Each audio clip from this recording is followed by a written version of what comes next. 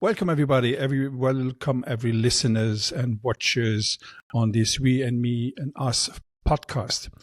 Today I'm really happy to have David here in the room with me, or he's not in the room with me, he is in Madrid, am I right? Correct, yes. Yeah, I'm in Zurich. So let's go directly to the point. David, who are you and what are you doing? Okay, my name is David Rigby. I run a company called SmartCoaching&Training, which we use 30 associates to deliver training and coaching and speaking and various other things, all of which I have done and I continue to do. And right now I'm in Madrid, but I've in the past lived in 22 different countries, and I'm in Madrid because I like it. Oh, nice job. I think Madrid is a lovely place. I just crossed Madrid. I plan to go there at the end of May if I can. This is awesome. David, we met at the Barcelona Change Days last year. What can you say about the Barcelona Change Days? I guess you were involved also in the organization. Am I right? Well, I wasn't involved in the organization, but one of my associates, Jessica Breitenfeld, organized it. Mm-hmm. And two others were there, which was Caroline Dream and Shona de la Forte were there. And I knew quite a few other people as well. So it was good place to be. So I love this nuance about I'm not involved, but I have three of my associates involved. Mm-hmm. Oh, I just turn up and be a star. That's all I have to do. Okay. So we had in the preparation chat, we discussed about something I think I found very interesting is intercultural issues or intercultural training or intercultural coaching. Because you lived already in a couple of foreign countries. I'm crazy. What can you tell me more about this? What can you tell me about this? Well, I've actually worked in 22 different countries. Yeah. And what I like to do is combine the challenges of interculturality with the challenges of cognitive diversity. Because cognitive diversity suggests that you are an individual and your behavior is naturally along these lines. So you're either typically more logical than emotional, and you're more extrovert than introvert, and that's who you are. So when you go into a country, you have to sort of put a different badge on and begin to work according to what you perceive is the norms of that particular country. Mm-hmm. So, for example, if you're in the Far East, there'll be a remarkable deference to management and your seniors, which, being a Westerner, I'm excessively skeptical about. But in my own personality, I am equally skeptical about it. One of the things I'm working on at the moment is what I'm calling, I forgot what I'm calling it, my God. I don't know. Authoritative interculturality, which means being supporting of your own culture as well as recognizing the others. So It's not being afraid to do things because someone else might be upset. Mm-hmm. You might know you might know they're going to be upset, but that shouldn't still stop you doing it. Indeed, that's correct. I work in my case also a lot of these cultural aspects because it helps me in my communication. So I'm not doing the work like you do per se, but it's about considering the cultural aspects. And usually I discover that what we define as common sense is completely cultural because my common sense is not the same as yours. Oh, exactly right. I mean, I have lots of occasions when I have done things which I thought were perfectly normal, mm-hmm. and I realised the mistakes. On the other hand, I've also things which I've done and immediately know the mistakes. And the skill there is to acknowledge it and apologize and then carry on with it. And I'm still here, so that's good. I mean, I still do it, and I'm better at it than I ever was. Mhm. But it's not just intercultural; it's all generational stuff and the usual wonderful diversity topics. You can get into trouble over so many things, but the answer is just do it and get into trouble. I had a conversation earlier this morning with another friend of mine, and I was asking, is there really a generation problem, or is just we becoming older? Well, I'm about to do a presentation for Toastmasters tomorrow in Spanish, and I'm trying to find a subject. There's some hope I'll remember 10 minutes worth of Spanish on. Mm-hmm. And one of the things which keeps coming to mind is I'm trying to work on 5 jokes which you can use to disrupt different types of diversity. I've got the one about the women, which is a great one, which is, why do women get paid less? It's because a woman's work is never finished. Terrible joke, but it's really good at winding people up. Oh, you know me. I'm a big fan of dark humor, right? But I don't want to go that way too much because I did it already, and I get slaps a lot. Yeah, yeah. And here, humor is something very interesting regarding to inclusion. About cultural diversity. What I discover, which I'm fascinated about comedians, people doing stand-up comedies. Mm-hmm. If you see the one who's doing pretty well, they are bashing the audience, and you see the audience asking to be bashed.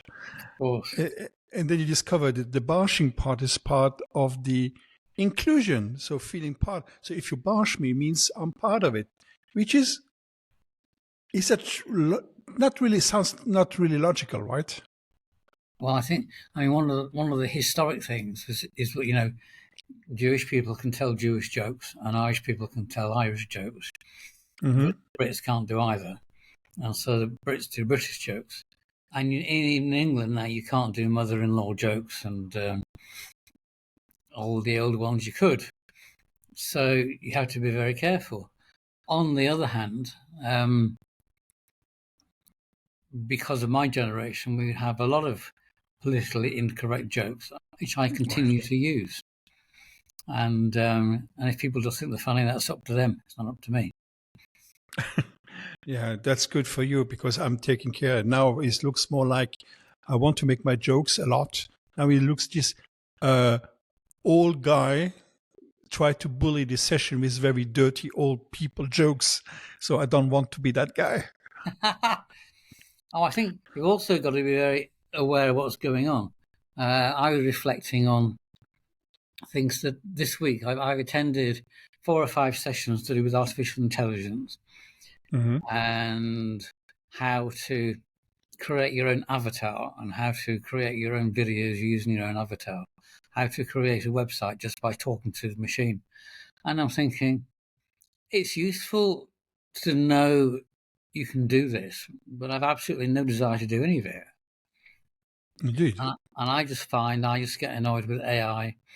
We asked when we ran a meeting in a lunch. We had a meeting and a lunch with a team in Barcelona last week, and we asked one of the chaps, Ian Gibbs, who you might know, to actually recommend 5 restaurants, and he went into perplexity and came up with 5 restaurants, of which 3 it said were LGBT friendly. And I thought, well, we never asked that, and I don't care.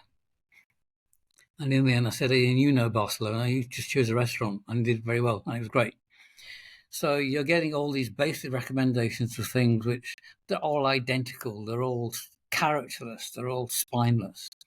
And I like the obtuse and the obscure when I go and find things. It's like, I mean, I don't eat fast foods, but one of the things that would totally stop me was going in and talking to a machine to make an order. I won't do it. Equally, I won't use self-checkouts because it does people out of jobs. Yeah, even though you can see also from the quality perspective, what can you expect if you talk to a machine? I use the machines all the time, right? But when I want to go to the restaurant, let's say, go to a nice restaurant with my family, with my good friends, I don't want to order this to some kind of machine. I want to have somebody who's coming. We are talking together, make recommendation, and maybe try this wine. This is nice. This is fresh. This is maybe not that good. On you order something. Oh, that's the last one. You can take it. And even sometimes it's a bad experience, but I like it. But yeah, but it's an experience. Yeah, QR codes in restaurants is another one. I remember going into a Lebanese restaurant in Valencia with 3 people of my age who are English and wrestling with QR codes. So for my Lebanese audience, this you will say, I guess I hear your voices, this is so anti-Lebanese as possible, having QR codes in a Lebanese restaurant. Because this is kind of the welcoming part is huge. And we couldn't actually, in the end, I ordered for everybody because it was just too complicated. And we got the right portions and everything else, but not thanks to the QR code or the waiter. Yeah. In the other way, because you have a huge experience in working with multiple cultures, have you found some commonalities across all the cultures around the globe? Well, I think fundamentally the family, people decide to have children, they spend their lives deciding to make a better life for their children. And that's common everywhere. I mean, I can remember I was in Jeddah a few years ago, and I already made the mistake of saying to my hosts who were Pakistani, let's go to an Indian restaurant. And we went, and it was good. And the next night, they invited me home.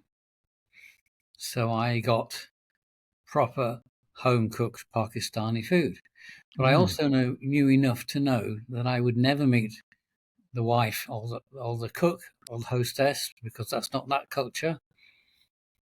And I also learnt that in order to get fed, I had to sing to the children. But, life. So they've got a video of me singing. And it's being prepared to do this and being sensitive to it that's really important. But certainly, I acknowledged the mistakes there. That was a good mistake, but I acknowledged it. Yeah. This sounds sounds trivial for a lot of people from the audience, but I give you an example. I get a message this week. Oh, Pierre, can you provide? We need coaches and trainers for the Americas, from Mexico. We need somebody in Asia, maybe Singapore, China, and one for Europe. Do you have some names to provide? I say, yes, I do. But then you have to ask you, which part of Americas? East or West Coast? And where is? Oh, we have one location. Very good. But we can take a Spanish speaker from Mexico and say, no. I know Mexican people, and I do it well. But the big challenge will be Asia. Where do you want to do it? Or maybe Singapore or China. I say, can I maybe suggest Kuala Lumpur or Singapore? So why I say this is China is great. The people are awesome. The problem is the context, right? So when you're in the system, the context is if I'm coming as a mid-age white male from Europe, they will just be very pleased and very nice with me. But when I ask them questions, they always take a look about the managers am I allowed to give an answer? So there's not, let's say, the direct communication I'm expecting. You don't find it in Vietnam or in Malaysia or maybe Singapore, even Indonesia. We can blame it, but it is like it is, right? We are not here to change the world. And you have to learn how to run around it. When I worked in Hong Kong a long time ago, I ran a project to shorten the time of responding to customers' queries. And I did it in a two-phase process, because it typically took 7 days. It's a long time ago. 7 days to answer a question from a customer. And I had my 14 Chinese people in the room, and we worked out the main processes. And I said, well, what do you think is a reasonable time to respond? And marketing said 15 seconds, and IT said 6 days. So we arrived at 2. So what I did there was I published that this team is going to re-engineer this process so the answers are done in 2 days. And we had a big rah-rah session about how wonderful this team is going to do it. And then I said, okay, then, how are you going to do it? And they all went quiet. By that point, they had all publicly committed to doing it. And that's when I had them. And all the rest of the negotiations took place in coffee shops. Yeah, well, that's a nice point. Because we tried something like this in Chicago. And people say, let's gather tomorrow at 9 so we can kick off the project. Everyone say yes. And at 9 o'clock in the morning, I was me there and my German colleagues. And nobody else came. And then I say, what the heck is happening here? I say, oh, for us, yes, we're coming means it's a good idea. I say, okay, your English is rhetorical, it's not helping, right? So we have a couple of challenges. So sometimes we are now very quiet. When you're quiet and you post and you can really think about what you're saying. But in the rush, we're all doing bad things, right? This is a place that you can really, really start disappointing somebody. Oh, yes. Or if you work, or when you work with, let's say, people from, let's say, starting from Poland, going to Russia, going to the Nordic countries, including Finland, they're not exuberant. They mostly have poker faces, so we don't have to remember them to understand. So you have to understand the micro expressions. Of course. But this is fascinating. Well, at least you can see them. And when I do training into the Middle East, no one puts their cameras on. So you can't even tell if they're there. And it's hello, and you answer this question. Well. And sometimes there might be an answer. One the other week was, on about the third day, we decided the best way to do this was ask this woman this question, wait for 5 seconds while she put her headset back on, because she was trying to do a data at the same time, respond in Arabic and get one of the other delegates to tell us what she just said. And that's how it worked. But you don't get to that overnight. Well, actually, we did get to it overnight, but it wasn't within 5 seconds of working that approach. But certainly, Middle East, I've done a lot of training in the Middle East, and typically, as you said, a course would start at 9 o'clock. On a good day, they might actually arrive by 9:30. Culturally, the later you are, the more important you are. Then you've got to have all these different prayer breaks and lunch breaks and tea breaks and stuff. So I always knew that I think the slot from 11:30 till 1 was the only time there was a chance that most people would actually be present. Oh, they hate me in Lebanon when I say 9 is 9. And the train starts at 9. So it was awful. Then I discovered that for having a meeting there means, you plan a meeting, but you attend the meeting only if you get a call 1 hour before the meeting. It means the meeting will happen. So I was absolutely confused. But it's okay. You live with that. No, I mean, I can remember meeting a former client in some posh hotel in Abu Dhabi. And I'm sitting there. And we met loads of times, 7:15 after prayers. And at 7:15, I'm sitting there, nothing. 7:30, nothing. 7:45, he posts a picture of a beach on Facebook. So I phoned him up. He said, well, you didn't confirm it. I said, well, we arranged it yesterday, not like last week, yesterday. And when he turned up at 9 o'clock, which is 2 hours later, I was having my gin and tonic, and to hell with it. And that's the first time I'd ever drunk alcohol in front of him in 8 years. but I was just so mad at him that I did.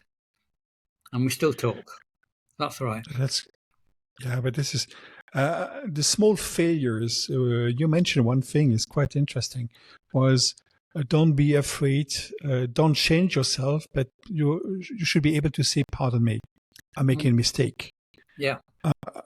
This is a very valuable advice when you're working with people from abroad, because sometimes I know I'm rude. I'm playing with the people.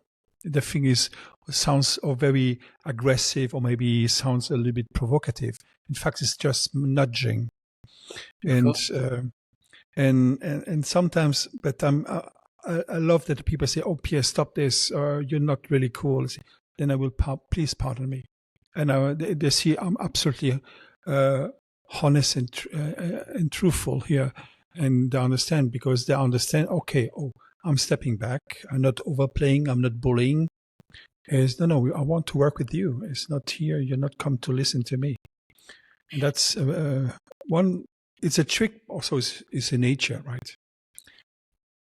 I think one of the things I've learnt, possibly the hard way, is the practice of interculturality. And slowly, I'm catching up on the theory of interculturality. And I know a lot of people who are theorists, who've never been there and done it. And I remember I was in a meeting last year when someone said to me, "And why do you think you're able to talk about interculturality?" I thought, this is like a red rag. This is. Yeah. So I said, well, first of all, I have worked in 22 countries and I've been there and done it. And secondly, let me tell you about last Christmas, when I was in Spain, and on Christmas Eve, I went to an asado organised by my Argentinian friends. And again, timing, we know it's supposed to start at 10, but actually started at 11. And that's the way it goes. Next day, Christmas Day, I had a former lodger with his mother came to visit, and they came from Antigua in the Caribbean. Oh. And we went for an English Christmas lunch on the seafront at Benidorm, surrounded by all these Spanish people. So I did a bit of interculturality there. And then I went to Madrid, and my former housemate came from Jordan, and we spent the next few days trying to not get pork or alcohol in any of the food in any of the restaurants. I said, shall I carry on? And she said, no, that will do. Yeah. But it's good for people in their place, you know. Mm-hmm. But that's a good point, because in my job, if I come back a little bit of the concept of the podcast are we, me, and us, which is a supervision coaching approach. It's about the three levels. So the us is the company, the organization, which I have sympathy with. Let's say I'm involved with that part. But the most important part is the we is my team, is an entity. They're watching my back. I have empathy with this. So it's pretty much very important. Then is what's in for me. So when I have my last mission, I was barely a year in a company called Kipu, is mostly in the Balkans. They made a lot of fun of me in my workshops. I had every week workshops. And because I have teams from Kiev, their colleagues from Moscow, and people from El Salvador in the team, and people from Skopje, Pristina. I was the most uncomfortable because it was what's happening between Russia and Ukraine. But for these guys, it was just their colleagues. Yes, exactly. And then you can review the reality of what happened. Is they suffer both, and you have to forget your own principles, right? You have to come with a really, really blank page in your head and forget completely your beliefs, right? Well, this is interesting. I work, I say, with 30 associates, and the mantra is 4 continents, 14 languages, 5 religions, and almost 50 years age range. And so I've worked with Indians and Pakistanis in the same room. It's in the Middle East. We can refer to different experts in the same group because they've got different cultural knowledge and background. So we can actually talk to people we know well and say, is this going to be an issue if we do this? Mm-hmm. Doesn't stop us doing it, but at least we know what we're trying to do. You're getting the message Absolutely. here. Yeah. Oh, yeah. But another aspect, jumping in because you give me the idea, is so since 3 to 4 years, part of my let's say I call it coaching because it's not a training, it's not instructive, it's really following, guiding people, is usually explaining people how to say no. And the big challenge with my Indian colleagues to help them to say no. This sounds absolutely trivial for us, but then they ask them, am I right? That is very complicated for you to say no, not because you want to be nice and gentle, because the concept of no, like never ever for all generation until the end of the universe, is no, right? And I discovered that, or try to use that word, not yet. Is that helpful? That helps. Also, you can use, can you confirm that you're not going to do this? And then the answer is yes. No, and I have to figure out usually quite rude aspects, but you're allowed to be rude and straightforward at like the code of ethics of the organization you're in. People have to be allowed to be straightforward at every level. Yeah, and they're not. Yeah, and this is really helpful because sometimes you create problems just because you want to be only nice. Sometimes you have to be balanced. Oh, exactly right. I mean, I always tell the story. I think it's L'Oreal, one of the perfume companies in France, where they had the French L'Oreal. No, we have to pronounce it British way. L'Oreal, and exactly. You're speaking so well English that I don't really understand. So anyway, the story is that they had all these meetings with the French and the Chinese. And the Chinese, as you know, like to receive the agenda 5 weeks earlier and come up with a common viewpoint and all the rest of it. And the French, shall we say, don't. And so one of the skills, or one of the requests of the French was, can you please finish your sentences? Because they don't. It's all inferred. And I've been to lots of meetings in Paris, and I've come out of it thinking, well, what have you decided then? And it's not the British way. And some people go through all the theory, and then the conclusion is this, which works quite well in Southern Europe. But if you're in the north of Europe and America, you start with, this is the answer, and this is why. And it's total opposite.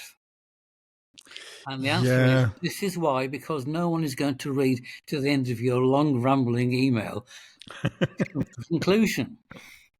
So it might have worked forever in the academical world in Southern Europe. Now it just doesn't.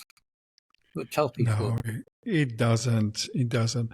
I have people I define as my masters, like in Germany, who explain the cultural aspect from a religion perspective, mostly from European countries and the Western part, and another based on the cultural aspects also about let's say the ethics, like don't push people for Asia. They're expecting harmony. Maybe I'm wrong. Maybe it's too stereotypical. But in fact, it's pretty much like this, like the Nordic countries. If you come with, I'm here the boss, saying, yeah, makes no sense. They're pretty much what we call Democrats. And they're rudely straightforward, which I like, right? Oh, I've got a good story about that one. Years ago, my wife invited this woman from Holland to visit. Mm-hmm. And we cooked all the food at home. She cooked all the food at home. And on the second night, our Dutch guest said, "Well, Maria, this food is much better than yesterday. It is edible." Ooh. And I had to fight to keep them apart. But that was very much this is the way it works, you know. So you have to accept it. No. This is education. No, I disagree. No. I disagree. I had a lot of fun also with friends from Congo and Latinos. You have the vibes, but I learned my lessons from Arabic countries when I came long time ago to make deals with Lebanese people and people from Saudi Arabia. And I came with my German mindset, with the contract in my pocket, put the contract on the table. Let's sign the contract. Say, wait a second. Exactly. Now we have to go lunch, right? And so they make me the full tour during 4 days. I was crazy, right? So what is happening? My stress level raised the bar. At the end of the week, which was mostly on Thursday, say, hey, I have to leave now. Sorry. If I don't have the contract, we'll have issues with my boss. I say, you want the paper? He put the paper, put aside, here you got the paper. So why are you doing this? Yeah, we are making contract, but first off, we need to understand who you are. Of course. And they say, I was thinking, you're damn right. This is so true. This is something we forgot completely. We want to rush all the time, right? I have a colleague in Madrid who's French. Mm-hmm. And I seem to be meeting a lot of French people recently. And I met her at sort of a big meeting, and we arranged to have lunch. And we spent the entire meeting talking about music.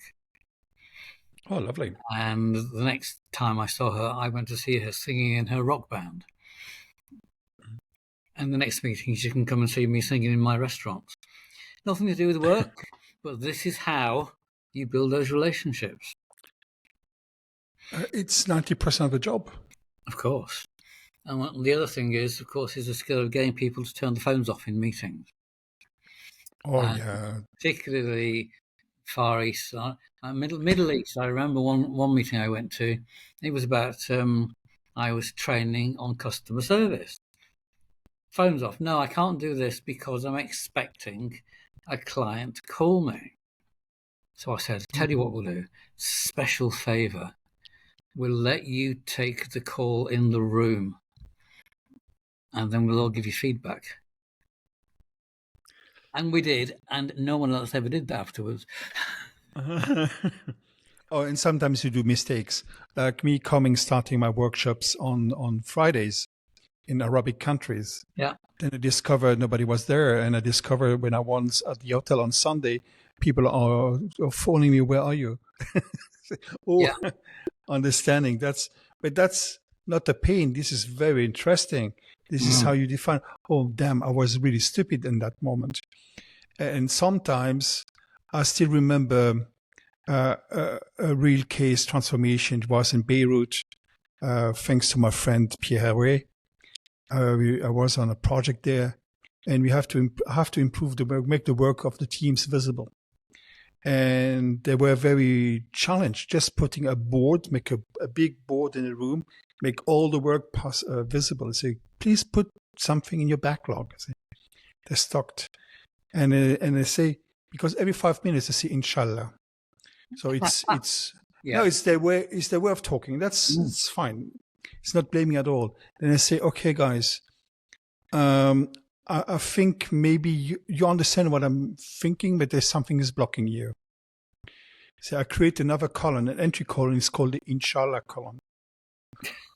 So put this column, this is the Inshallah column. And this unlocked another topic. We had a big laughter together. And mostly they laughed also by themselves. And say, oh yeah, this is how we're thinking. Yeah, not blaming, not judging. For me, the intention is that it's unlocking a situation. So here comes the point. Cultural bias, culture plays a lot. It's about communication. People work together. It's all about people. And you're working with some groups where the family and the team is much more important than the individual. Indeed. And they will cast out the individual if they're not supporting the team. And then you've got what I would call the North European cultures where everyone's for himself. And it's totally alien. Oh, yeah. David, we are talking now since 35 minutes. I think we have to relieve our audience. I will give you the last words. David, what would you like to do to change the world? I'd like to teach the world to sing in perfect harmony. Always look at the right side of life. Exactly. Yeah, David, it was a pleasure having you here today. Guys, please take in touch. David Rigby, I will put your LinkedIn link to your LinkedIn in the comments so people can reach out with you. And if you want to have more impact, understand way better what you're doing. It was a real pleasure. Thank you so much. Have a lovely day and lovely time. See, this is the joys of doing something totally unrehearsed. And we almost finished on time.